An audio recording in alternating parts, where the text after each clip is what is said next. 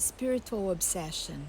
What is it? How does it happen? How can you break free? In this video, I want to share with you about an invisible battle that entities attached can cause in your life, in your house, in your family.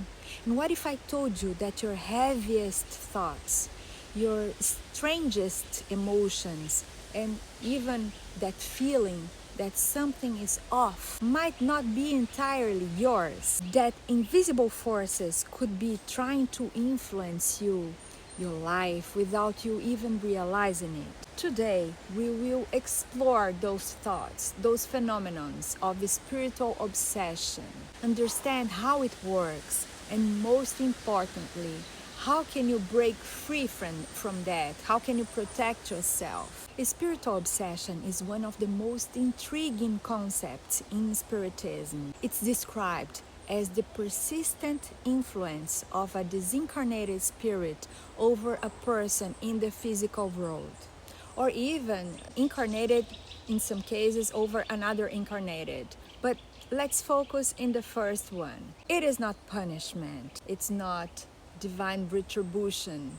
It's the result of a vibrational and mental attunement. An everyday example of that is you are minding your own business, feeling fine, then out of the blue, a wave of sadness hits you, or an anger with no clear reason, or intrusive thoughts that don't feel like yours at all, don't combine with how you feel and what you do. This could be spiritual obsession, that is an energetic connection between you and spirits who still carry pain, resentment, addictions.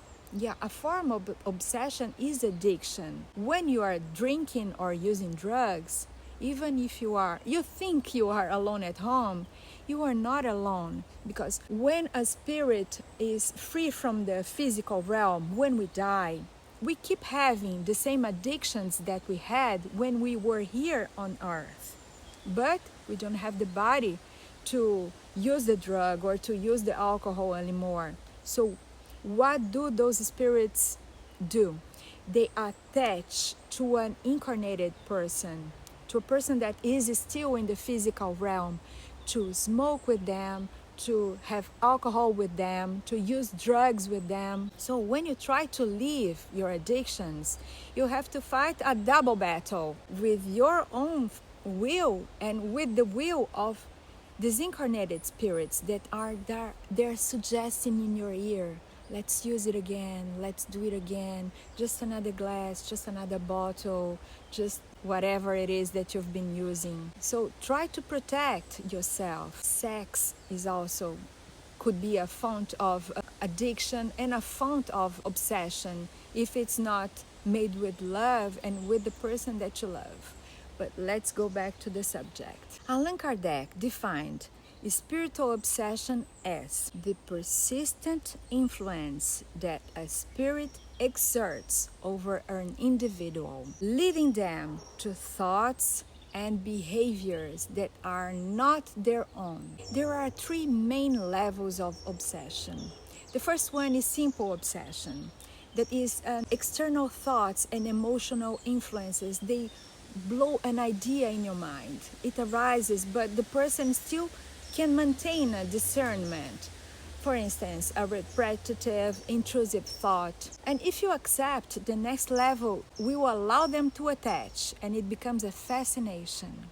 The person loses the critical thinking and accepts the false ideas as truth. There is a stronger connection, and even mediums can fall under this when they believe misleading messages are coming from mentors and guides and higher spirits when it's not. Then there is the subjugation. This is the most intense form, when there is an attachment. The obsessor interferes with the willpower, sometimes even affecting physical health or triggering compulsive behaviors. And it is when there is, symbiosis. That's the most intense form. The person think they are the obsession. They are just acting as one It's affecting everything in their life, everything in their behaviors, in their thoughts. But the key point is, nobody suffers obsession without opening a vibrational door. This is essential to understand how it happens, how this phenomenon occurs in your life. From the book In the Realms of Mediumship by André Luiz, that was channeled through Chico Xavier, there's a story. André Luiz and his mentor Aulus, they are attending a spiritual meeting. They observe a man sitting calmly, but yet there is a dark cloud around him, heavy thoughts. Close to him, very close to him, almost attached to his mind, there is a disincarnated soul, a spirit whispering words of revenge. He will pay. He will never be happy. André Luiz feels the intensity of this connection, and he asks the mentor Aulus, and Aulus explains, these two, in a fight in a previous life, hatred, nourishment, over time keeps the bond together. Doesn't matter how many times, even after one is deceased, has crossed into the spiritual world. The human mind is like a magnet. What we broadcast, we will also attract. You are drawing to yourself what you project. So during the session, the group prays with sincerity, surrounding both man and spirit with good vibrations of peace. Finally, the obsessor softens, moved by the energy, beginning to feel lighter, and his hatred a little softened. Yet, Aulus warns, this is not enough to remove the obsessor. It's not like this, you can't break.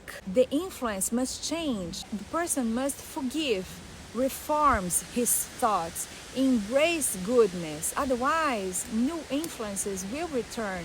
So the person has to change himself. This scene shows that obsessions is not divine punishment, but a natural result of a mental and emotional resonance. It's a vibration that both make. So how does this resonance even begin? When the obsession comes, obsessor, and he whispers something, there is a vibrational affinity. If you accept the idea, you open the door. The gateway is open. Resentment, bitterness attracts lower vibrations, lower moral thoughts also, physical or emotional addictions, as I said, like alcohol, drugs, cigarettes, anger, jealousy, a desire of control can also attract an obsession, repetitive negative thoughts.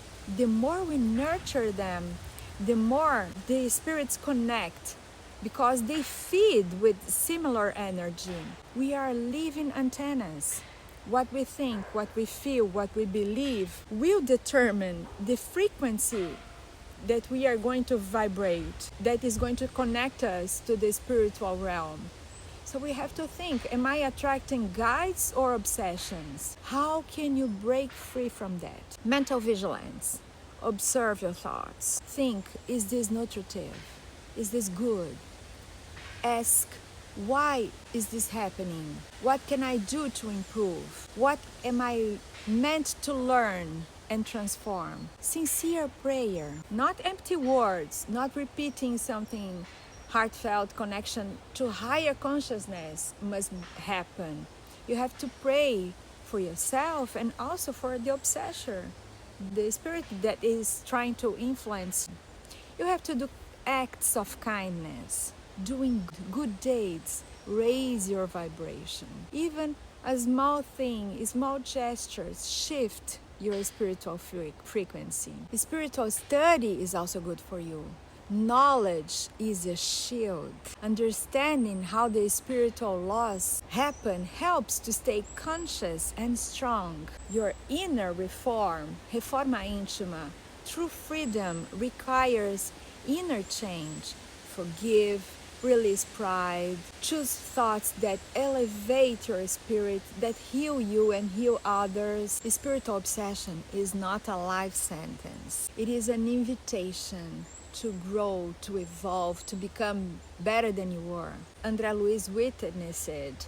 Every difficulty is an opportunity for reconciliation, renewal. We are lights in training. The brighter we shine in love, in awareness, the less space we are going to give to shadows. The shadow is the absence of light. In which frequency are you broadcasting right now? Remember, no influence is stronger than your connection with the divine. You have the divine DNA.